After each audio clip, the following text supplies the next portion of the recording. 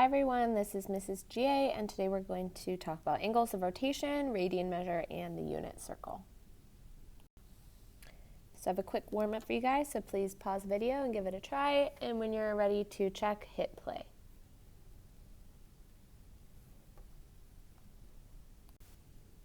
All right, go ahead and check here.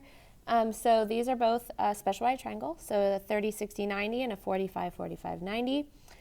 So I set up my own special right triangle. So remember, for a 30, 60, 90, the sides are always a proportion of 1 to root 3.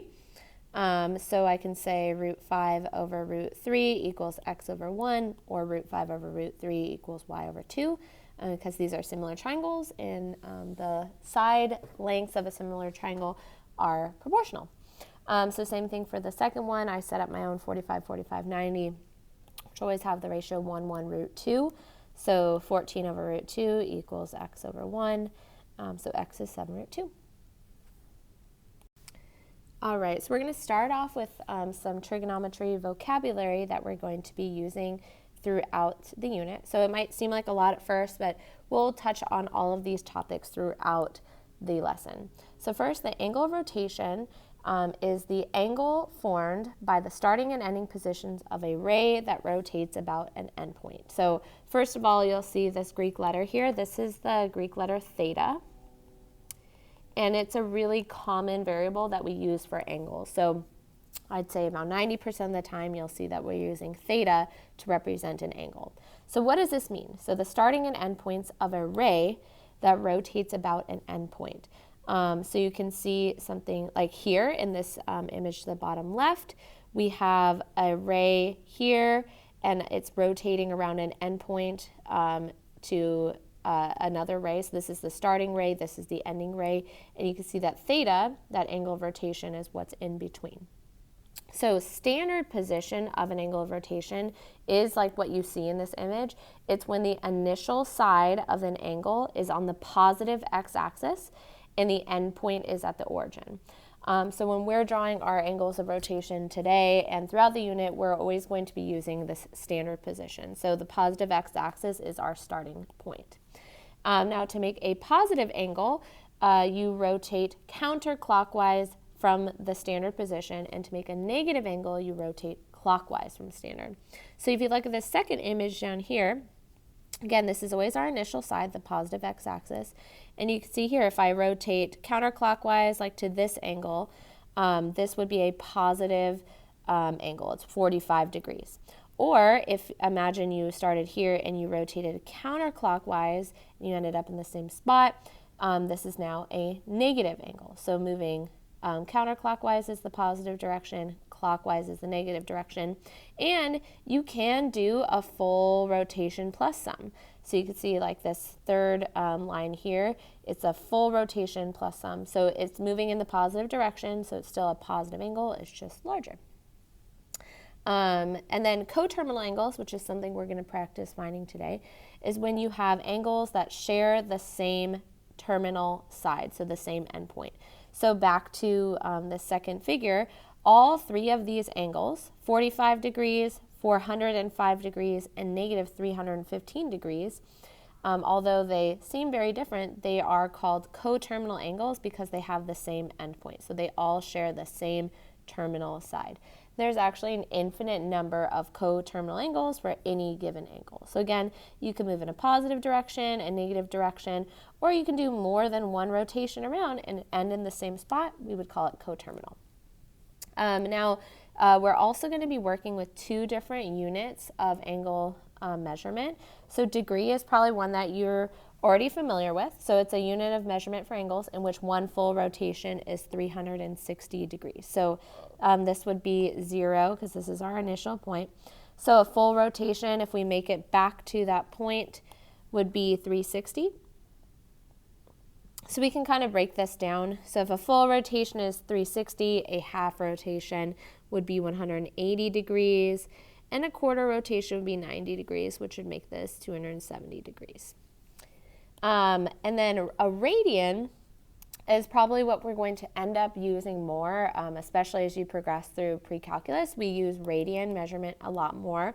It's a unit of measurement for angles in which one full rotation is 2 pi, so 2 pi radians.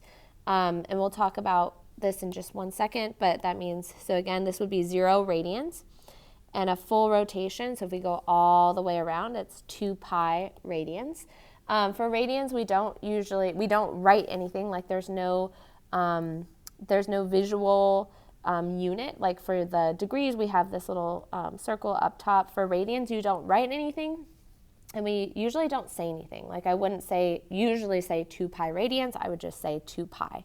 Now, if a full rotation is 2 pi, that means that a half rotation, if we kind of work our way around, is just pi, and a quarter rotation would be half of that, so pi over 2, which would make this 3 pi over 2. So we can have some of our midway angles. So by definition, 1 radian is the size of an angle that is the size of the angle that's created when the arc length of an angle is equal to the radius of the angle. So if you look here, this shows what 1 radian looks like.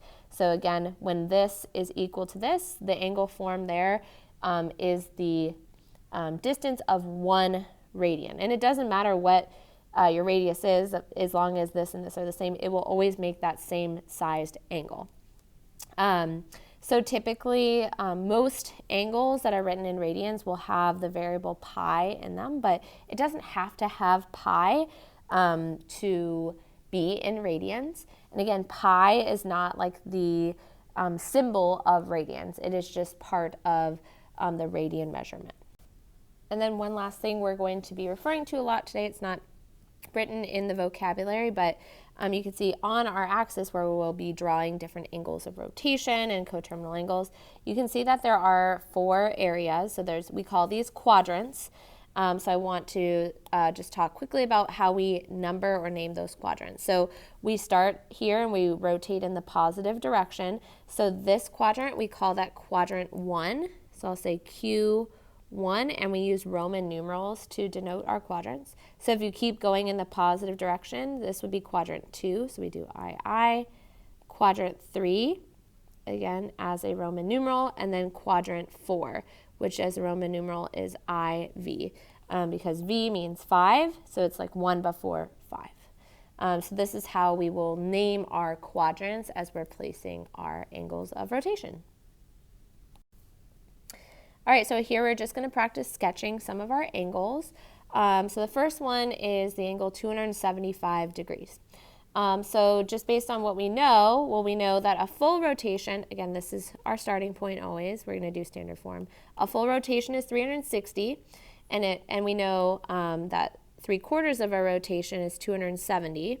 So we know that it's going to be somewhere in quadrant 4, probably closer to 270 when we're sketching it. So again, it's just an estimate, but we're going to do something like this. So it should definitely be in quadrant 4. And to show what that angle is, we do this. And then we can label it 275 degrees. Because remember, just drawing the line won't tell us exactly what the angle is, because we don't know if it's positive or negative, or if it's more than 1 rotation, or it's still in the first rotation. So you do need to draw it out like this. Okay, the next one is negative 98 degrees. So remember, negative angles move in a clockwise direction. So when we're going negative, this is still 0, but instead of this being 270 down here, this is negative 90, and then this is negative 180, and this is negative 270, and a full rotation would bring us to negative 360. So if I have negative 98, I know it's a little past negative 90, so it's going to be in quadrant 3. And then to show it's negative, we start at our initial side, and then we draw our little arc, and then we can label it negative 98 degrees. So this shows that it's the negative angle and not the positive. And last, 415 degrees. So this is one that is larger than a full rotation. So we know that we're going to go around a full 360, but we need to know how much more. So we can actually subtract away 360 to help us figure out where the remaining angle will fall. So we have an additional 55 degrees in addition to the full rotation. So 55 degrees would fall in quadrant 1, So it'd be like somewhere around here, maybe a little beyond halfway through quadrant 1.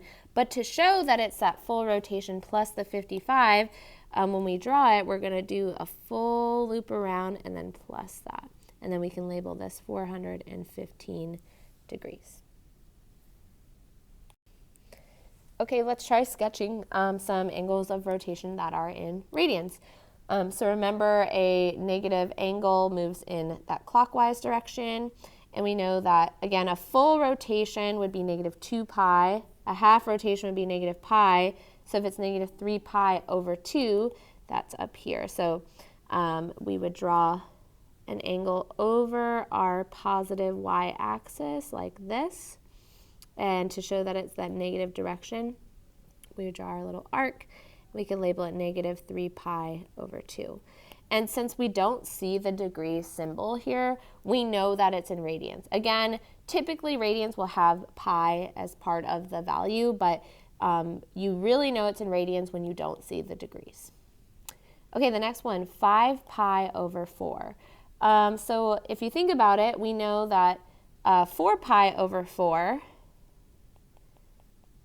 is pi, right? So we know that 4 pi over 4 would be half of a circle, but it's a little more than that. It's like an extra slice of that. So we know that 5 pi over 4 is going to fall somewhere in quadrant 3. So it's going to be here, and we'll draw our arc, and we'll label it 5 pi over 4. So think of it as like a full pi, 4 pi over 4, which is a half circle, plus that extra slice. Okay, and then the last one is 6 pi. Okay, so we know that 2 pi is a full rotation. So if this is 6 pi, we actually know that that's 3 full rotations. But it does fall here, so the terminal side is at the positive x-axis, so our terminal side is the same as our initial side. And then again, it does, so 2 pi, 4 pi, 6 pi. So it shows 3 full rotations. So this is how we would draw this angle of rotation. All right, so now we're going to practice converting between measurements in degrees and radians. So for this, really all you need to know is a conversion factor between the two. And I think the easiest one to use, which I recommend we always use, is the conversion factor that 180 degrees equals pi radians.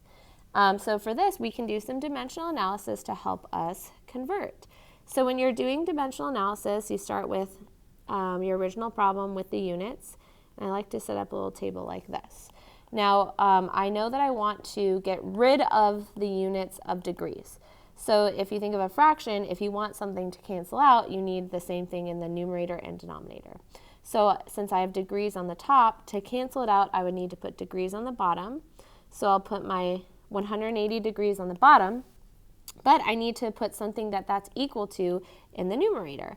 So pi radians. So again, my units of degrees have canceled out, right? So now I'm actually in radians. So now we multiply across the numerator and denominator. So 140 pi over 180. And then from here, it's just a matter of simplifying. So the zeros will cancel out, and then we can divide by 2. So it's going to be 7 pi over 9 radians. And again, we don't usually write the word radians or even say it. We would just say 7 pi over 9. Okay, now let's try part B. So here we're given an angle in radians, and we want to convert that to degrees. So we have 7 pi over 6. And again, just to kind of show, we are currently in radians. You don't have to write that out. So if we have radians, and that's currently in our numerator, to cancel it out, we want to put radians in the denominator. So I'll put pi in the denominator, and then we have to put something that is equivalent to that in the numerator. So a 180 degrees divided by pi radians is just 1, because it's something divided by itself. So now, again, the unit for radians is canceled out, so it's pi radians. So that's canceled out, and I am in degrees. So now we just multiply across the top and across the bottom, or we could simplify before we multiply. So I know that pi is going to cancel out here, and I have the 6 and the 180 degrees will cancel out to just 30 degrees. And then if I keep multiplying across the numerator and the denominator, I just simply get 150 degrees. And there you go. All right, let's try one more together. Here I have negative 45 degrees. Again, to cancel out degrees, I need to put that unit in the denominator. So I'll put pi radians in the numerator. So now I am in radians. My units for degrees have canceled out. So I have negative 45 pi over 180, which we just simplify, and that will become negative pi over 4. And that's our angle in radians.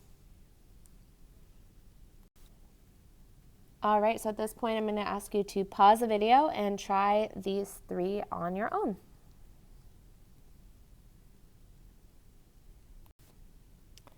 All right, go ahead and check your work here. So negative 3 pi radians should end up being negative 540 degrees. 225 degrees is the same as 5 pi over 4 radians, and 7 pi over 3 radians is 420 degrees. All right, so now we're going to go back to that concept of a coterminal angle, which remember are 2 or more angles that have the same terminal side, and we're going to practice finding coterminal angles. So to find a coterminal angle, you're essentially going to be going a full rotation forward or backwards, or more than one rotation if you'd like. So to find a coterminal angle, we would simply add or subtract 360 degrees or 2 pi, depending on what your units are. So we're essentially just going forward or backwards a full rotation to find our coterminal angles. So here we're going to find one positive and one negative coterminal angle, and we'll make sure our answer is in the same units as the original problem. So for theta equals 82 degrees, to find another positive coterminal angle, we can simply add 360 degrees. So that'll be a full rotation forward, and that gives us 442 degrees. So that's one positive coterminal angle. And then to find a negative coterminal angle, I'm going to subtract 360 degrees. And here we get negative 278 degrees. So here we have one negative and one positive coterminal angle for 82 degrees. All right, let's try this next one. So theta is 17 pi over 20. So let's start by adding 2 pi to get another positive coterminal angle. So if I'm adding 2 pi, that's like adding 40 pi over 20. So I can add, so they have a common denominator. So that would give us 57 pi over 20. So that's a coterminal angle. And then to find a negative coterminal angle, I can go back to the original angle and subtract 2 pi, or 40 pi over 20. And we get negative 23 pi over 20. All right, for this last one, we have 535 degrees. Now to find a positive coterminal angle, I could add 360, and that would give me a positive coterminal angle. But I also see that this is more than one rotation in the positive direction. So I could actually subtract, I could go backwards. I could subtract 360 degrees and still end up with a positive coterminal angle. So there's multiple correct answers for this one. However, since I need to also get a negative coterminal angle, I would need to use this and then subtract 360 from that to reach the negative angle. So I'll just start from there, and then I'm going to go backwards again, another full rotation, and we get negative 185 degrees. So again, there's multiple answers for these that could be correct. But if you notice you ever have an angle that's larger than a full rotation, you can actually still subtract a full rotation and still get a positive coterminal angle. All right, so again, I have a few for you to try on your own, so please pause the video and give it a try.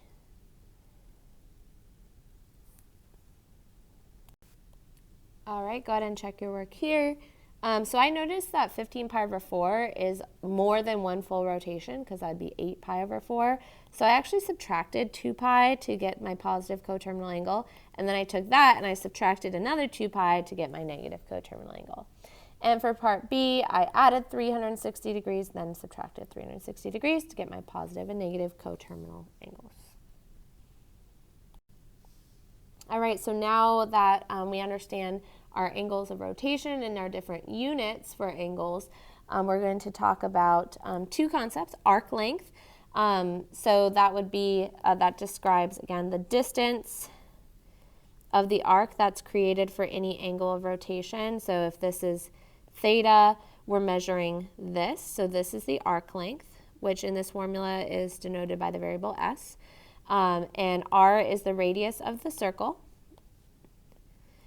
And theta would be that angle of rotation in radians. It's really important that you remember for this formula that your angle of rotation must be in radians. So again, you can find the arc length of a segment of a circle by doing the radius times the angle of rotation, or that central angle.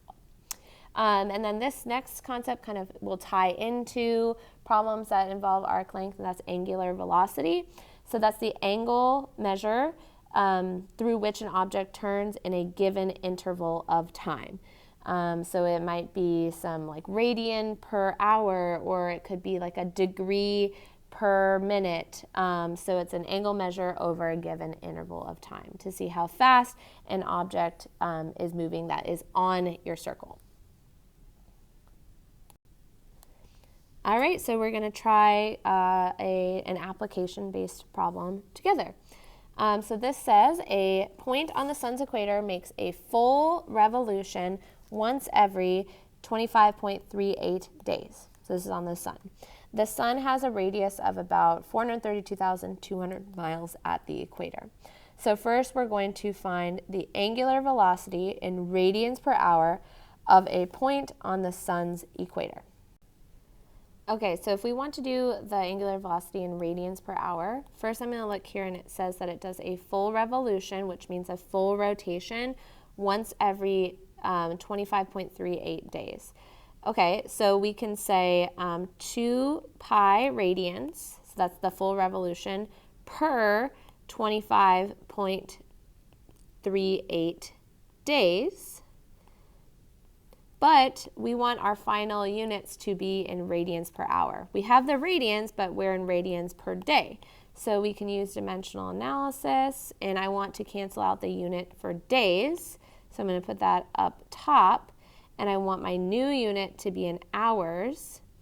So we need a conversion for this. So we know that 1 day is 24 hours. So now the unit of days is canceled out, and we are now in radians. Again, we don't usually write radians, but we can. We are now in radians per hour. So you can multiply across the top and then across the bottom. But really, we're going to get a decimal approximation for this anyways. So in your calculator, go ahead and plug this in. And you should get approximately 0.01032 radians per hour.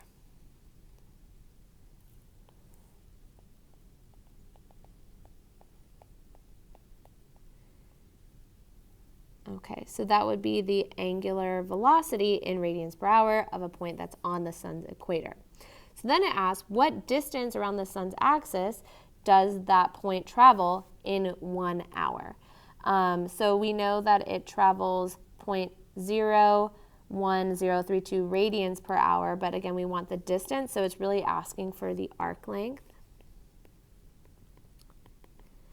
And it says in 1 hour, so we know in 1 hour it travels this many radians, so that's going to be our value for theta. So theta is 0.01032.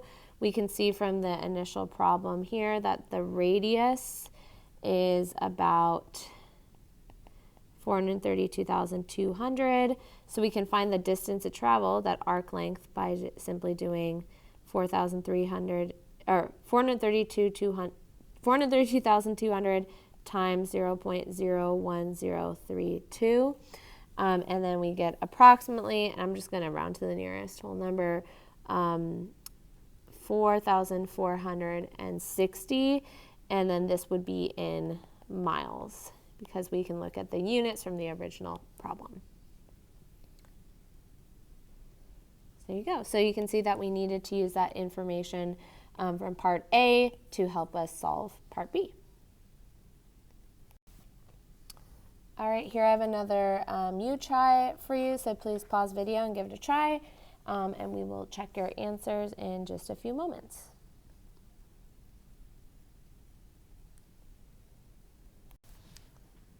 All right, so go ahead and check here. This one's definitely a little tricky. So for part A, you just have to use some common sense about what you know about planet Earth. We know that anywhere on Earth, whether it's the equator or the Arctic Circle, you will do a full revolution, which is 360 degrees in 24 hours. So again, that's anywhere on Earth, right? The globe makes a full rotation in 24 hours. But they want it in degrees per minute. So if it's 360 degrees in 24 hours, you can convert it to, and it becomes 0.25 degrees per minute. And again, it's the same angular velocity anywhere on Earth. Now, of course, the distance they travel is going to be different because if you're at the equator, that has the largest diameter on Earth. You're going to be traveling farther than if you're at maybe the Arctic Circle, which has a much smaller diameter. And so first I'm going to take that 0.25 degrees in 1 minute, and then I'm going to convert that to 15 minutes. So I multiply it by 15, and I get 3.75 degrees. So that's how many degrees I travel in 15 minutes. Now to find how far, we would use that arc length formula, but remember the arc length formula only works for radians. So you have to take the degrees, convert it to radians, and it's kind of weird, but I'll leave it like this for now. And then you have to multiply it by the radius, so it's radius times theta. This is another tricky step. Here they give us the diameter. So if the diameter is 7,926, the radius is half of that. So you do the radius times the angle in radians, and you get about 259.4 miles. Then they ask, how long would it take for a point on the Arctic Circle to travel that same distance? So I'm going to use my arc length formula, but this time the length I know is 259.4 equals the radius at the Arctic Circle, which is half the diameter, times theta. So that's going to be the central angle, or the angle that I will use for the angular velocity, which we can go back to here. So I can find that angle that it travels by dividing both sides by 1,574. So this is the angle it travels, but it's in radians, and we know the angular velocity in degrees per minute. So then I'm going to take that and convert it to degrees. So it travels, in that distance, it goes 9.44 degrees. Well, if we know that it travels 0.25 degrees in 1 minute, that means it travels 9.44 degrees in 37.75 minutes. So we can set up a little ratio here and just cross multiply to solve for x. So this is definitely a tricky problem, but you can see how for these types of problems, really we're kind of using sometimes angular velocity to help us find something with arc length or vice versa. So they kind of tie into each other for these types of problems.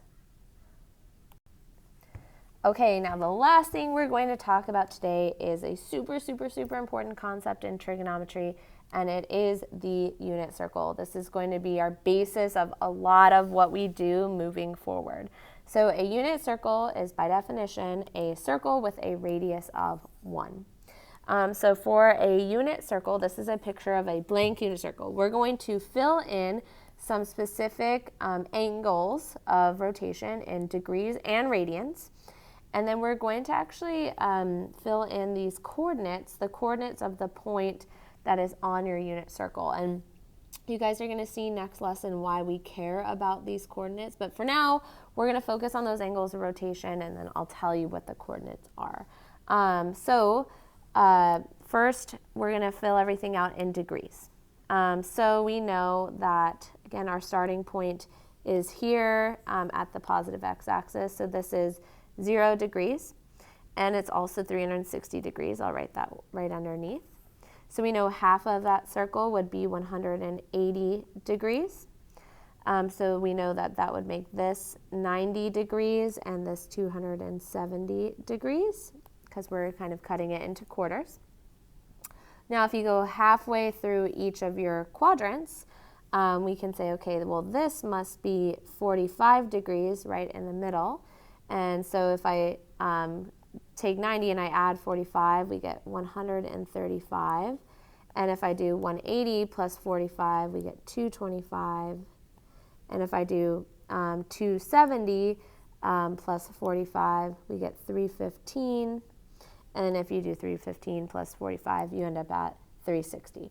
And then so for these other two angles, so this one is going to be 30 degrees, and this is 60 degrees. So you'll notice that we have the 30, 60, 90, and the 45, 45, 90. So the angles that you see in your special right triangles are what you see in the unit circle. So we can kind of use the distances between these angles to carry them on to other quadrants. So we see that the distance between these tiny slivers is 15 degrees, either higher or lower. Or we could say like this distance is 30 degrees and so is this distance. So if you go 90 and you add 30 degrees, we get 120, and then this would be 150 and then 180. Then I can add another 30 degrees, so 210, and then you add 15, so 240, and then you add 30. And then here to here, again, that distance is always going to be 30. So this is 300 degrees. This distance is 15. This distance is 15. And then, so this will be 330. And again, you can see that this distance is 30. So here we were able to do all of the important angles of our unit circle in degrees. So pretty much any of these angles that you see here, I would expect you to be able to work with these angles without a calculator. So anything that's on the unit circle, I say is fair game for me to ask you about without a calculator. Now we're going to see if we can kind of do this same process, but in radians. So we're not actually going to do the conversion for each one. We're going to try to do this with common sense. So again, this is 0 radians or 2 pi radians. So if a full cycle or full rotation is 2 pi radians, then half of a circle would be pi. And then we could do half of that. So this is pi over 2. So here we're kind of counting by half pi. So 1 pi over 2, 2 pi over 2, that makes this 3 pi over 2, and then 4 pi over 2, which is 2 pi.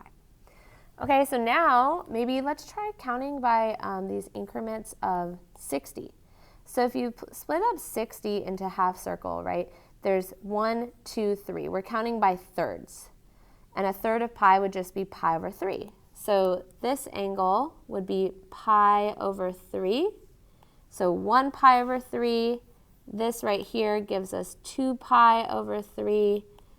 3 pi over 3. That makes this angle 4 pi over 3, and then here's 5 pi over 3, and then 6 pi over 3. So again, we were counting by a third of a pi. So 1 pi over 3, 2 pi over 3, 3 pi over 3. Okay, now let's do our 45-degree increments. So we know that there's 1, 2, 3, 4. 4 of those increments in a half circle. So since there's 4 of them, one of them would be pi over 4. So this is 1 pi over 4. Here is 2 pi over 4, but we already have that. So this must be 3 pi over 4. And that makes this 4 pi over 4. So we keep counting and we get 5 pi over 4, 6 pi over 4, 7 pi over 4, and back to here, 8 pi over 4, which we already have. Okay, and then the last one we have is increments of 30. So if we have 1, 2, 3, 4, 5, 6. If you count by increments of 30, it's split into sixths for a half circle. So that would make this pi over 6, right? Half circle divided into 6 parts. So this is pi over 6. All the other ones are already filled out, so let's work our way backwards. If we know that this would be 6 pi over 6, but we're missing one slice, that would make this 5 pi over 6. Or if we know this is 6 pi over 6 and we add 1 slice, that would make this 7 pi over 6. And then jumping all the way to the end, this would be 12 pi over 6, but again, if we're missing 1 slice, that makes this 11 pi over 6. So here we have all of the angles in both degrees and radians. And really, like, by the end of this unit, you should be able to look at any angle and really quickly know what that angle is in either degrees or radians. Oh, I'm sorry, I just caught a mistake right here. It's not 140 degrees. Sorry, it should say 240 degrees. So right here. So make sure you make that change. You probably already caught it. Okay, so now we're going to talk about these other blank spots, which would be the coordinates of the point at the end of the circles at these angles. So first of all, remember, a unit circle is a circle with a radius of 1. So we know that all of these distances are 1. But these 4 angles, so the ones that are on our axes, we know those coordinates, this must just be 1, 0, because it's 1 unit to the right, and we're not moving up or down. So this coordinate must be 0, 1, this must be -1, 0, and this must be 0, -1. Again, because that radius is 1. Now for everything in between, the values, since it's going diagonally, it's not going directly along your axis, they're going to be a little different. So there's a little pattern for this. So all of these are going to have a denominator of 2. So you can actually go in and fill the denominators out for all of them. And we're going to talk in the next lesson about where these values come from. But for now, we're just going to focus on filling them out and hopefully memorizing them. So as we go across, I'm going to do the x values first, and we're going to start here. So I always remember it as I go root 3, root 2, and then it's root 1, which is just 1. And then we do the same pattern, but going back along the y value. So root 3, root 2, root 1, which is 1. And then those same values, they're going to mirror in our other quadrants. They're going to be the same values, except we need to adjust for any negatives. So we know in quadrant 2, let's actually add our quadrants in. So remember, this is quadrant 1. This is quadrant 2. We know in quadrant 2, the x values are negative and the y values are positive. So we can take the same x values. Like the 30-degree angle is going to have the same values as the 150-degree angle, except our x value is going to be negative. So it's going to be negative root 3 over 2, and then positive 1/2, because our y values are positive, and then negative root 2 over 2, root 2 over 2, and then negative 1 over 2, root 3 over 2. So you can see we take like the same coordinates but adjust them for negatives. Now down here in quadrant 3, if you think about just a normal xy axis, in quadrant 3 both x and y are negative, so same values. So here it's negative root 3 over 2, negative 1 over 2, negative, sorry, can't see the negative, negative root 2 over 2, negative root 2 over 2, and then negative 1 over 2, negative root 3 over 2.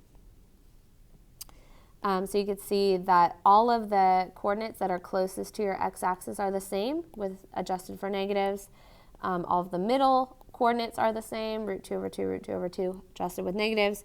And all of the coordinates that are farthest from your x-axis are also the same. Now let's do the same. Let's adjust our negatives for quadrant 4. So we see in quadrant 4, our x values are positive, but our y values are now negative. So this becomes root 3 over 2, negative 1/2, root 2 over 2, negative root 2 over 2, and 1 over 2, negative root 3 over 2. So we still follow that same pattern, root 3, root 2, root 1, root 3, root 2, root 1. It's the same in any quadrant, but we do need to adjust for negatives. So you can see if you know your quadrant 1 coordinates, you can really place them into any quadrant you want, and then you just need to use logic to know or to determine when your x and y values are positive or negative. So again, over the next few days, I definitely would like you guys to be able to fill out an entire unit circle, so to quickly be able to place any angle in degrees or radians, as well as knowing all of these coordinates by memory. So this is definitely something to practice.